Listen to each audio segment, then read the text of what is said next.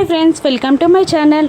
తెల్లవారి లేచి బూచి door open చేసేసరికి భారీ వినాయక విగ్రహం గుమ్మం ముందు ప్రత్యక్షమయ్యేసరికి బూచి కాస్త ఆశ్చర్యపడుతూ టెన్షన్ పడుతూ అందరినీ బయటికి పిలుస్తాడు. అందరూ ఆ విగ్రహాన్ని చూసి చాలా సంబరపడిపోతూ ఉంటారు. ఇక కమలాకర్ కూడా అప్పుడే బయటికి వచ్చి అందరూ బయట ఉండడం చూసి ఏంట్రా అని బూచిని అడుగుతుండగా, మామయ్య గారు ఒక్కసారి అటు చూడండి అని బూచి కంగారుగా వినాయక విగ్రహాన్ని చూపిస్తూ ఉండగా ఇక ఆ విగ్రహాన్ని చూసి కమలాకర్ కూడా షాక్ అవుతూ ఉంటాడు.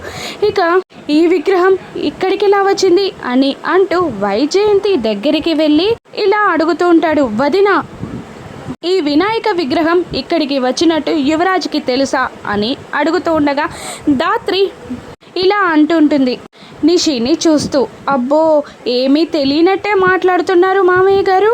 మా నిషి కోసమని రాత్రికి రాత్రే ఆ వినాయక విగ్రహాన్ని యువరాజ్కి ఇక్కడికి తెప్పించినట్టు మీకు తెలీదా?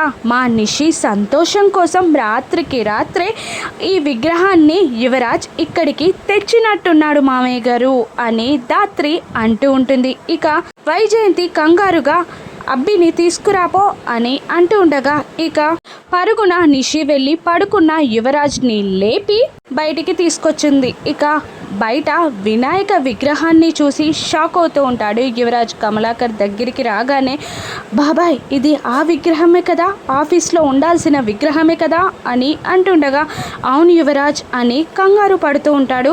కమలాకర్ పక్క నుండి కేదార్ ధాత్రిని పొగుడుతూ ఉంటాడు. అచ్చం చెప్పినట్టే చేసావు ధాత్రి, విగ్రహం కళ్ళ ముందుండాలి కానీ డబ్బు తీసుకోవడానికి ఛాన్స్ రాకూడదు. ఇక ఈ దెబ్బతో మీనన్ని ఖచ్చితంగా పట్టుకోవచ్చు అని కేదార్ ధాత్రిని అంటుంటాడు. ధాత్రి సంతోషపడుతూ ఉంటుంది. ఇప్పుడు మీనన్ ఇంటికి వస్తాడా? యువరాజ్ పాటలేంటి? ధాత్రి మీనన్ని పట్టుకుంటుందా? రాను ఎపిసోడ్స్లో చూద్దాం. Thank you for watching.